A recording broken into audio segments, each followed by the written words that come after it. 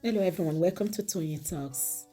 Good morning, good afternoon, good evening, wherever you are watching me from. Thank you for tuning in. We appreciate you. Thank you for your comments. Thank you for your like. And if you're a new subscriber here, please don't forget to hit the subscriber button so that you don't miss out on our videos. Yes, let's dive into this. Today's video is going to be Let's watch it right now. Thank you. I'll see you in my next video. Stay safe, stay blessed. I love you all. Bye. Kí ló dé gbà mí gbà kó jẹ́ mi tẹ̀wọ̀n pé wọ́n wà ń bí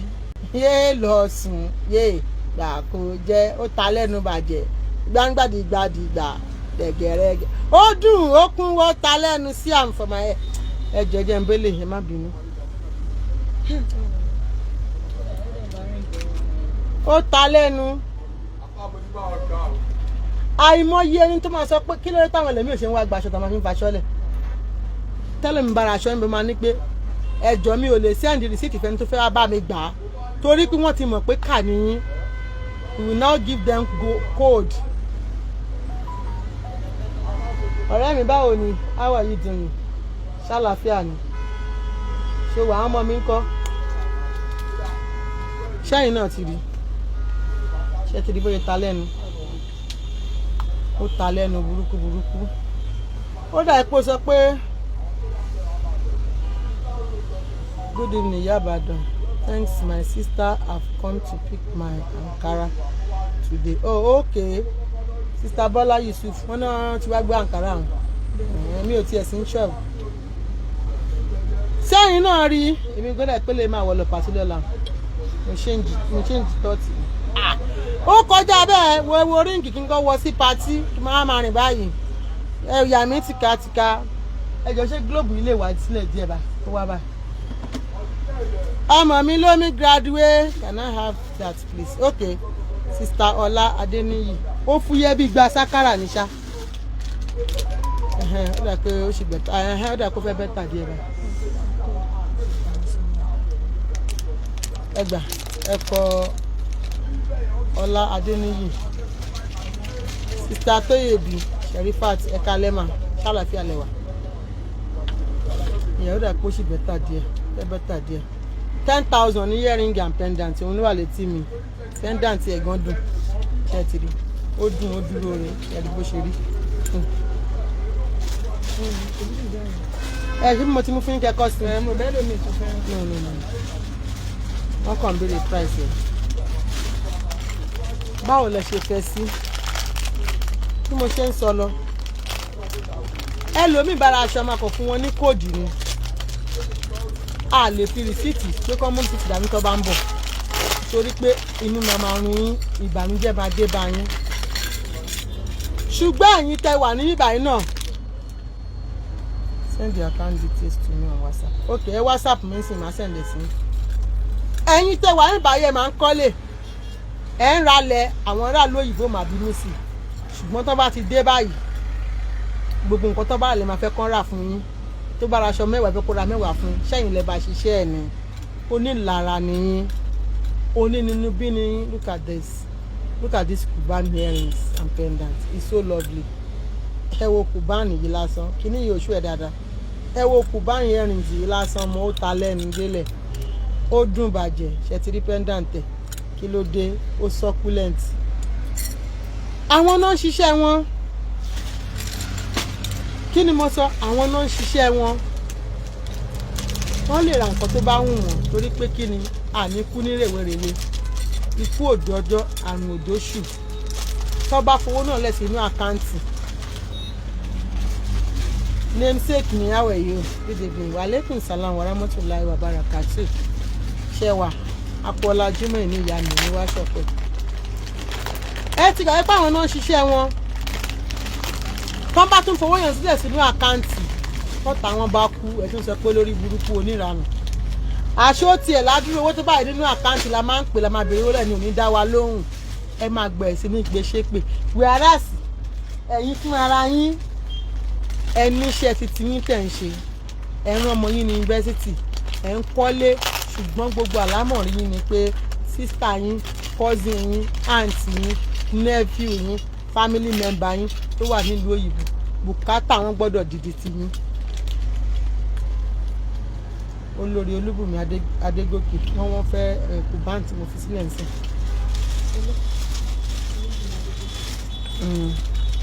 Olórí Olúbùnmi Adégòkè ṣe rántí pé mo ní 18 karat iṣẹ́ ilé gangan mo ní ṣẹ́tìrì ṣe rántí pé mo ní 18 karat iṣẹ́. Ẹ ti gbàgbé pé nínú làkàkà nínú ogún wọn á wá tún wá fún yín ní tọrọ kọ́bọ̀ pé kẹ́ gbà ẹ lọ fowó yẹn máa ṣoògùn sí wọn ẹ wò pé yẹ káyé wọn bàjẹ́ ẹ ti mọ̀ pé gbèsè ayé àwọn ọmọ yín lẹ́ ń bàjẹ́ ìlara yẹn náà ló ṣíwọ òun lẹ́ ń rí lórí Facebook lórí lójoojúmọ́ onílara ni Yorùbá ìkà ni wọ́n nǹkan tó sọ pé kó má jẹ yẹn gangan àwọn fi ń run mú wọ́n ń gbóòórùn ẹ̀ wọ́n ń fẹ́ kí nǹkan yẹn gan kó súnmọ́ bí ètè àwọn káwọn lè bù jẹ and then they will condemn you. They will tell you not to even go near it. Irọ́ náà ń pa. Kí ni mo sọ? Bàbá ńlá kú irọ́ náà ń pa ṣẹ́tì. Bàbá mi ká nǹkan mo ní 18 karat. Báwo ti yín kò sí yàtọ̀. Mo ti ń kàrà tiẹ̀ náà ṣe rí ní ṣẹ́tì. Ó ta lẹ́nu délẹ̀ 10,000 naira ní Ìyá Ìbàdàn ta. Gbàǹjo ni. Kí ni mo sọ? Ẹ bá mọ̀ fún gba wọn jà tí mo ṣòyọ́ ọlá pé kò sí náà. Wọ́n ti dùn jù. Mr. Babátúndé ìyálóde Bùkọ́lá ẹ̀ka alẹ́ sísá mi ṣe wà ẹ̀kújọ́ mẹ́ta mọ̀ gbogbo ilé ń kọ́. So wọ́n ti gbàgbé wípé àwọn kọ́ lọ́lọ́run tó dá mi wọ́n ti gbàgbé pé àwọn kan lè máa sọ tàwọn ni iṣẹ́ Ọlọ́run ò ṣeé ṣe kí ni iṣẹ́ Ọlọ́run ò ṣeé tú wò iṣẹ́ Ọlọ́run di tọmọ Ádámọ̀ lọ tó ti ń bínú pé tí wàá jí láàárọ̀ kùtùkùtù tí inú ẹ̀dá ọmọ Ádámọ̀ abọ́ abí ẹ.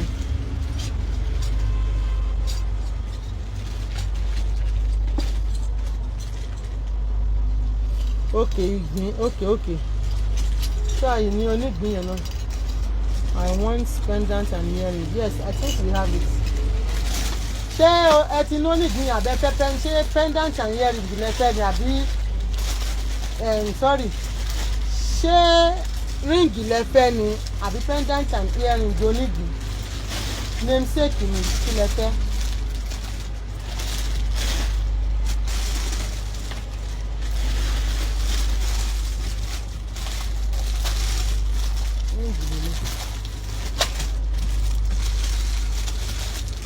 onígbín wà bọ̀ alájẹ náà bá mo ní ẹ̀rín jẹ̀ǹtẹ̀ǹdà tó gbé níbi tí mo fún sísà yẹn lẹ́ẹ̀kan.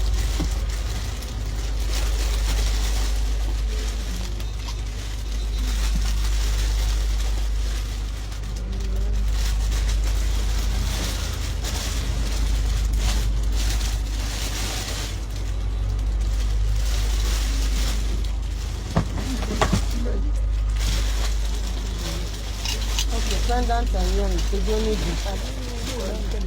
lára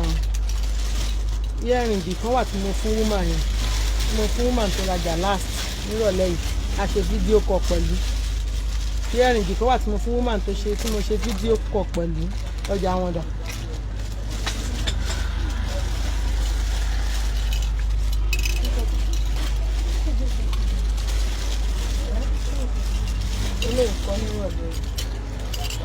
Mo ní woman tó rajà gbẹ̀yìn tí mo fẹ́ bá ṣíìpù ọjà mo ní ọjà ẹ̀dà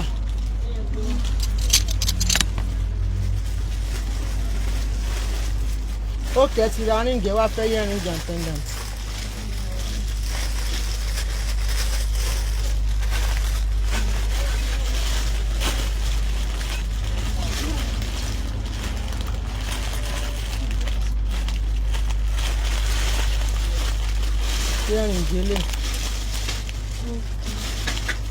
Earring and pendant ele onígbín kan tó ń gbé nígbín nílẹ̀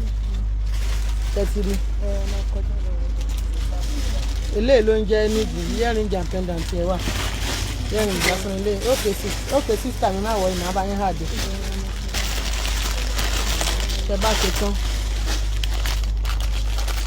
so ó wà nílẹ̀ lóríṣiríṣi ní báyìí ló ṣe fẹ́ ìmáìkàlà ó pọ̀ bàjẹ́ ẹ má fara wégún o ẹyẹ tó bá fara wégún ni ó lẹ́yìn àrò ló máa sùn bẹ́ẹ̀ ni Yorùbá ló sọ bẹ́ẹ̀ ẹ wo eléyìí 18 karat ẹ̀ṣẹ̀ jáde ní ilé ó ta lẹ́nu délẹ̀ ṣẹ́tìrì 18 karat ẹ̀ bó ṣe rí ní gangan ni it's beautiful ní la lọ fi ṣe ó ta a máa rí wọn máa ṣe photocopy ni ààrẹ yẹn kankan tó tún ṣe gbàgbàgbà ẹ jẹ́ kí Ìyá Ìbàdàn tún ṣe gbàgbàgbà agbó tún bẹ̀rẹ̀ lórí ìjà lórí ìkànnì Hajiya Ikimat I wish you the same ìyá mi ọlọ́run akẹwà àdúrà wa gbà ojú òní tiwa a máa rí tiwa ṣe wọ́n ní wọ́n bá ń gúnyán ní odó wọ́n bá ń ṣe bẹ̀ẹ́ nú èpo ẹ̀pà ẹlẹ́nu tó máa yó ayó bẹ́ẹ̀ ni ó di dandan.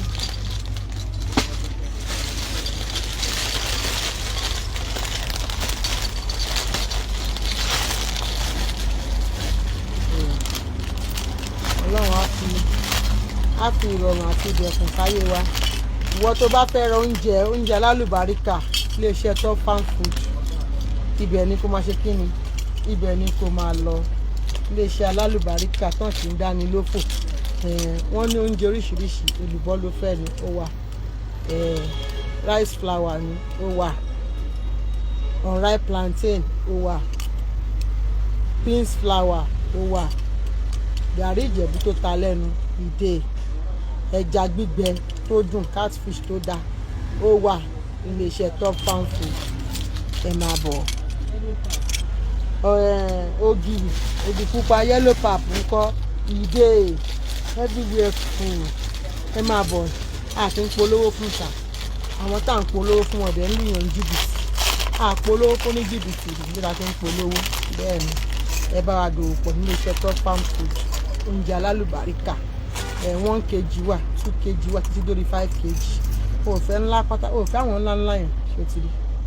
tí o bá ti fẹ́ àwọn ńlá ṣòtìrì wọ́n ta lẹ́nu ọjà yẹ̀bù wìtìwìtì ó fẹ́ tún ta ni máa bọ̀ nílé iṣẹ́ Ìyá Ìbàdàn ó wà ń bẹ̀ bákan ni Ìyá Ìbàdàn náà ṣe bẹ̀rẹ̀ o Ìyá Ìbàdàn dédé dìde kó di ńlá báyìí súnmọ́ ni tí wọn náà bá ti fẹ́ bẹ̀rẹ̀ tètè máa bọ̀ wá mú lóríṣiríṣiríṣiríṣi mú mẹ́fà oríṣiríṣi design kó tó mọ nǹkan tó ń ṣẹlẹ̀ ìgbà ẹ̀ ti kún àwọn èèyàn ti ń bò wọ́n náà yìí ìwọ náà jàǹfààní social media ìmẹ̀kì wò bá tiẹ̀ lè gbowó lọ́dọ̀ mẹ́ta máa tajà kó fi sọ́pọ́ọ̀tì ara ẹ̀ Ìyá Ìbàdàn nǹkan tó bá flat ní kí ni mo fẹ́ you dey here now something that is flatter ṣẹ̀tìrì tó dẹ̀ máa unique sí ò common you see am so ṣé you get am you dey see am so ó ta lẹ́nu ó ní pendant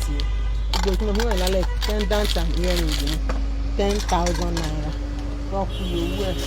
ní oṣù kò gbá mo ti fẹ́ máa sá lọ sí ìlú wa báyìí o mo ti dàwé ìṣirò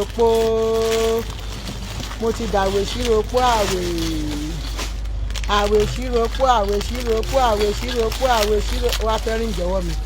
6,000 naira 6,000 naira ní ríǹgì ṣẹ́rí ẹni bóyá ta lẹ́nu tẹ́tí wọn bó ṣe dùn ó ta lẹ́nu bàjẹ́ sẹ́yìn náà ṣẹ́rí bóyá ta lẹ́nu ó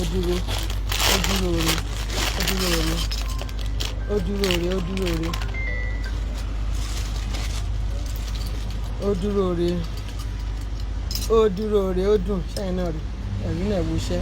ẹ bá rí 18 karat eléyìí wàhálà kò yàtọ̀ rárá tẹ́tí rí ó ta lẹ́nu 10,000 naira péré ni tí o bá ra oríṣiríṣi mẹ́fà máa ta fún 55 tó bá ra oríṣiríṣi sẹ́ẹ̀tì yìí mẹ́fà máa ta fún 55,000 ó tún save 5,000 nìyẹn ìwọ náà tún ṣe fún mi ìwọ náà tún jèrè 5k ó tún jèrè 5k tó bá ra rú ẹ̀ mẹ́fà máa ta fún oríṣiríṣi mo ti tẹ́ mọ̀ iṣẹ́ gbogbo oríṣiríṣi o lè kú oríṣi mẹ́fà tó bá fẹ́ 55,000 ló ṣe jẹ́ nìyẹn ẹ̀tìrì oríṣẹ́ ìlọ́run èèyàn kan lánàá ṣé ni mo lánà ní ìmọ̀ pé iṣẹ́ ìdúró rẹ báyìí kẹ́yìn ẹ̀ wọ̀ ṣé ni mo rí lọ́rùn ènìyàn lánàá pẹ̀lú báńgúsì pẹ̀lú gbogbo ẹ̀ ó ta lẹ́nu bàjẹ́ ó dùn tí ó dà ó tún gbórúkà wá o ṣẹ́tìrì 15,000 naira ṣẹ́rí gbogbo ilé gbogbo dúkà Hausa wa báńgù ring pendant earrings ṣẹ́tìrì gbogbo dúkà Hausa wa 15,000 naira gbogbo pátápátá ẹ̀rí yẹn àwọn ríǹgì lóríṣiríṣi ní ká máa fi wọn lálẹ́ ẹ̀mí yẹn torí pé kò sí iná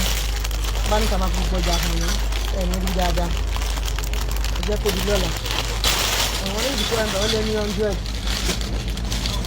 ríǹgì wà ẹ bá ṣe fẹ́ sí i wọ́n ò lè ṣe fẹ́ sí lójú ibi ni ẹ bá ṣe fẹ́ ríǹgì lóríṣiríṣi lọ́pọ̀ tí kò ti wọnú lẹ́sìnsìn ẹ̀sìn mú láti Versace ríǹgì yìí ẹjẹ́ ń fún wọn wow beautiful open and close ni open and close open and close open and close táyì náà rí yàtọ̀ fi ń jẹ wá kò sí iná ilé náà dáa is this one good no good o light no dey ṣebí ìsì àrùn ẹ mọ́ fula mo ti ń relé ẹ pẹ̀lẹ́ ṣé òun ò kọ́ tí mo sọ lórí yẹn táwọn ò tọrọ yẹn bá ti mọ ẹ̀fọ́ ọba Elégùṣì ilẹ̀ gbogbo ẹ̀yin tẹ̀ ń bẹ̀bẹ̀ ìyá máa jẹ bótò lára yín ẹlẹ́ẹ̀ni ṣe bẹ́ẹ̀ mọ̀ kí ni mo sọ ẹ sọ pé ẹ ṣe bẹ́ẹ̀ mọ̀ ẹ máa ní láti púùsì fún ọ̀sẹ̀ tí fẹ́rẹ́ pẹ̀lẹ́ ìsú ẹ ti dá padà síbẹ̀.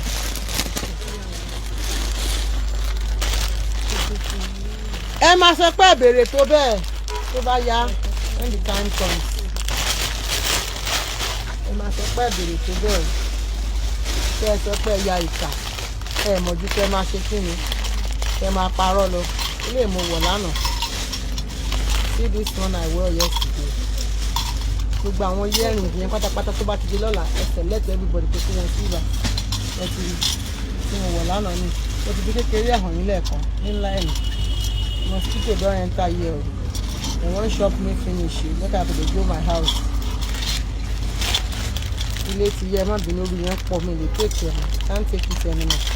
so thank you very much for joining us thank you for listening to our voice ẹ jẹ́ bá mi wá ètò ìtẹ̀fù